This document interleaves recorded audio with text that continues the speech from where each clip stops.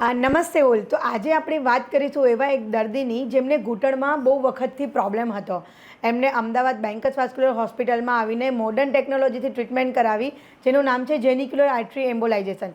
તો આજે અમે ચંદનબેનના ઘરે ડભોઈ આવ્યા છે. આજે આપણે એમના શબ્દમાં જ સાંભળીશું. નમસ્તે ચંદનબેન. નમસ્તે. જય શ્રી કૃષ્ણ. જય શ્રી કૃષ્ણ. કેમ છો સર? જય શ્રી કૃષ્ણ. કેમ છો ચંદનબેન? મજામાં છે. સારું છે. સારું છે ને? હા, સારું ઓકે. તો ચંદનબેન, તમને ઘૂંટણમાં દુખાવો કેટલા વર્ષોથી હતો? મને તો 15 વર્ષથી હતો આમ તો. 15 વર્ષથી ઘૂંટણમાં દુખાવો હતો. હા, તે ઓકે. 7 વર્ષ તો એક પગે ઓપરેશન કરાવ્યું ને બીજો પગ બાકી હતો, એ દુખતો હતો, પણ પછી અત્યારે વધારે દુખ્યો ને બિલકુલ ના ચલાવ્યું એટલે પછી આ તમારી પાસે આવવું પડ્યું. ઓકે. એક પગે તમે કયું ઓપરેશન કરાવ્યું હતું?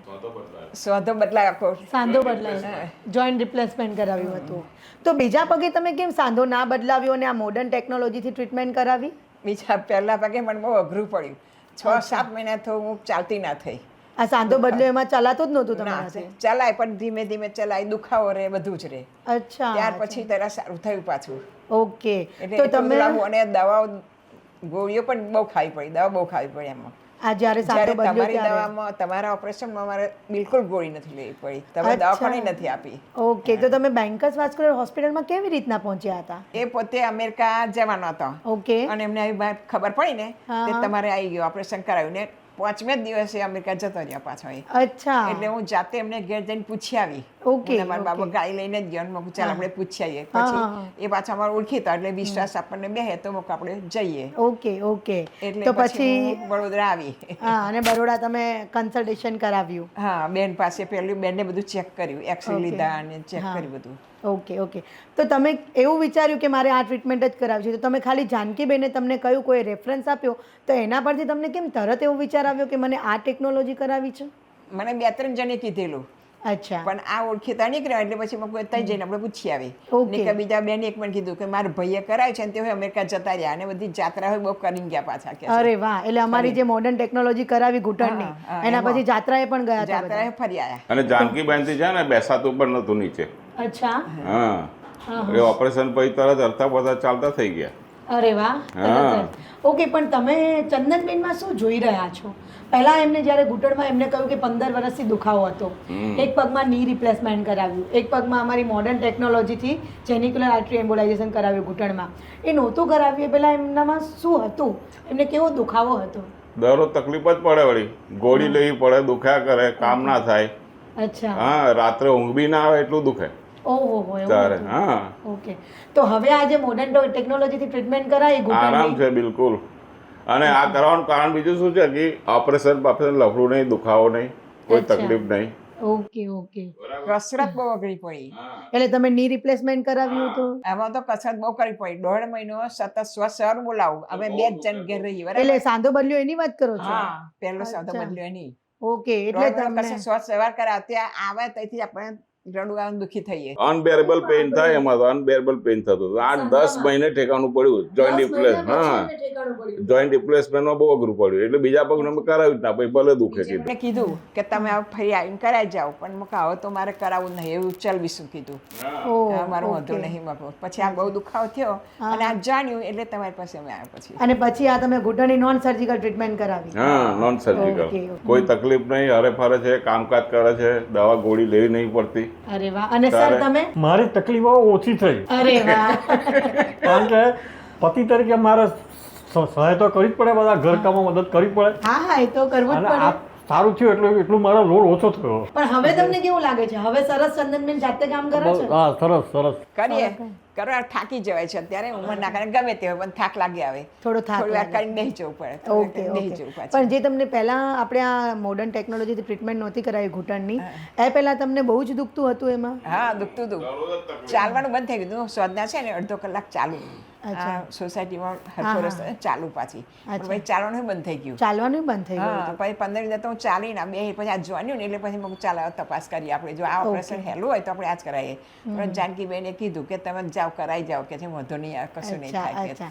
તો પછી આ 9 મહિના થયા તમારા ટ્રીટમેન્ટના, તો અત્યારે કેવું છે? એકદમ બરાબર? તમે ચાલો છો પાછા? હા, અત્યારે ચાલુ છું. તો એકમાં તમે ની રિપ્લેસમેન્ટ કરાવ્યું, તમે કહ્યું કે હું 8-9 મહિના હેરાન થઈ ગઈ હતી, હા. અને બીજામાં આ ટેકનોલોજીથી ટ્રીટમેન્ટ કરાવી ઘૂંટણની, તો બધા તમને જુએ છે, તો એ બધાને તમે શું કહેવા માંગો છો? હું તો સારી જ સલાહ આપું બધાને જ એટલે શું કરવું જોઈએ? ની રિપ્લેસમેન્ટ કરાવવું જોઈએ કે જેનિક્યુલર આર્ટરી એમ્બોલાઇઝેશન કરાવવું જોઈએ? ઇન્જેક્શન વાળું જ કહું. નોન સર્જિકલ ટ્રીટમેન્ટ કરાવવી હા, જોઈએ. પણ એમાં છે ને અમુક માણસો ભાઈઓ એમ કે છે કે પેલું શું કે છે જેલ ના સ્ટીરોઇડ સ્ટેરોઇડનું ઇન્જેક્શન આપે છે કે છે એટલે તો કશું ના થાય પછી કે સ્ટેરોઇડનું ઇન્જેક્શન ના સ્ટીરોઇડ ના લેવાય કોઈ દિવસ. એટલે એવું કે છે મને. હું કહું તારી તો તમે સ્ટેરોઇડનું ઇન્જેક્શન આપ્યું છે. ભાઈ હું કહું ને એવું નથી, સ્ટીરોઇડ ના આવે મગું, લેટેસ્ટ ઇન્જેક્શન આવે. અવેરનેસ નથી ને એટલે હા, એ હવે ને બધા પેલું ઘૂંટણ વાળું લોકો મુકાયા કરે ને ઇન્જેક્શન અત્યાર લોકોને એમ કે સ્ટીરોઇડ મૂકે છે. હા સ્ટીરોઇડ. સર તમે શું કહેશો? અત્યારે તમારી જેટલા એજના લોકો બહુ હેરાન થઈ રહ્યા છે. ની રિપ્લેસમેન્ટ કરાવીને આવે ને પછી બિચારા જેમ ચંદનબેને કહ્યું કે મને રડવું આવતું હતું, એવી રીતના ઘણા લોકો એવું કહેતા હોય છે, તો એ લોકોને તમે શું મેસેજ આપશો? એ આ ઇન્જેક્શન જ લેવાનું, અને ઇન્જેક્શન માટે તો સ્પેશિયલ એની નસ શોધવાનું મશીન આવે છે. એટલે એ મશીન દ્વારા જ પેલી ચોક્કસ નસ શોધીને ઇન્જેક્શન આપે, ગમે તે આપે નહીં. એને લીધે આ પૈસા વધારે થાય, પણ પછીથી બિલકુલ દુખાવો રહેતો નથી. અને સ્વાભાવિક જે પગ હોય એ રીતે જ આપણું વર્તન હોય છે. એટલે એ જ બહુ અગત્યનું છે કે આ દુખતું હોય એટલે ઇન્જેક્શન જ આપણે લઈ લેવું પડે. જાપાનીઝ ટેકનોલોજીનું ઇન્જેક્શન છે, રાઈટ. એ બહુ ઉત્તમ જ છે. અત્યાર સુધી ઘૂંટણના ઇન્જેક્શન જ પ્રચલિત છે બધે, પણ એ સ્ટીરોઇડ આવે પર્ટિક્યુલર લોકલ સ્ટીરોઇડ.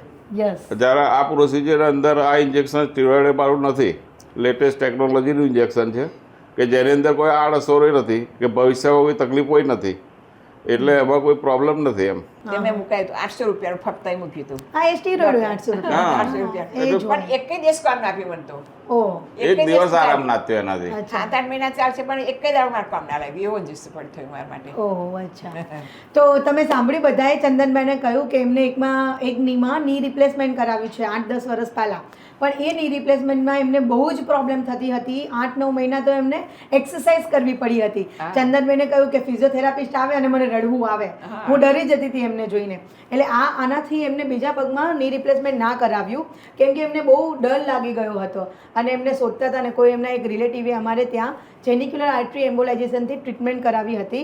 પછી ચંદનબેન એમના ઘરે જઈને એમની પાસે જઈને શું કહ્યું તમે કે તમે ક્યાં કરાવી છે, અને તમને બેન્કર્સનું એડ્રેસ મળ્યું, સરનામું આપ્યું. પછી એમને બેન્કર્સમાં પહોંચ્યા અને જેનિક્યુલર આર્ટરી એમ્બોલાઇઝેશનથી ટ્રીટમેન્ટ કરાવી. અત્યારે એમને બહુ જ હેપી છે. આપે જોયું. હવે આપણે ચંદનબેનને ચલાવીને જોઈશું.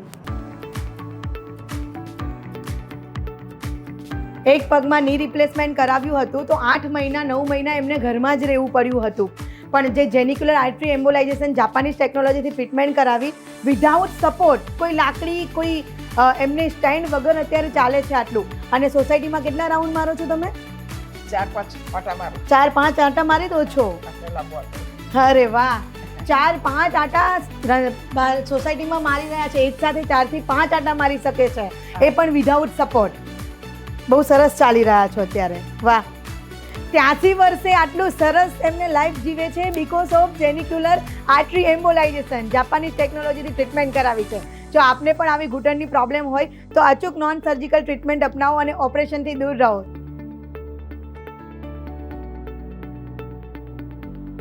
ચંદનબેન, તમે કહ્યું કે હું પહેલાં ચાલી નહોતી શકતી, મારે ઘરમાં ચાલવું હોય તોય ના ચલાય. સરે બી કહ્યું કે મારે બધું કામ કરાવવું પડતું હતું. હવે તમે બધું કરી શકો છો જાતે? હા, અત્યારે કરી શકો છો.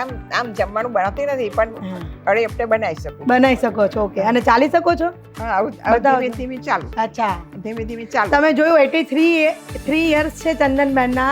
પહેલાં સાવ ચાલી નહોતા શકતા, અત્યારે તો આટલું ધીમે ધીમે જાતે એમનું કામ કરી શકે છે. કેવી લાઈફ સરસ જીવવાની મજા આવે છે જાતે કામ કરો છો એટલે? હા, સારું ફાવે છે. કચરા પોતું છે, કામવાળા બધા કરે, પણ તમે તમારું કામ તો કરી શકો ને? ઘરમાં કરી શકો. કહેતા હોય છે કે આ સ્ટીરોઇડ છે, પણ આ સ્ટીરોઇડ નથી, આ નોન સર્જિકલ ટ્રીટમેન્ટ છે જેમાં કોઈ કટ ટકાક નથી આવતું. પણ અત્યારે છે ને લોકોમાં અવેરનેસ નથી હોતી. બધા લોકો અત્યારે ડોક્ટર બધું અલગ અલગ કરતા હોય છે, ઇન્જેક્શન આપે પહેલું, પણ આપણું આખું અલગ જ છે. જેમ કે તમે કરાવ્યું જ છે, તમને ખબર જ છે. એક જણા પર મને વિશ્વાસ છે, તરત જ આવી ગઈ. હા, અને આ જો કેટલો સરસ તારીખ લઈ લીધી અને સરસ દાખલો છે. We are happy with Bankers Hospital. Thank you.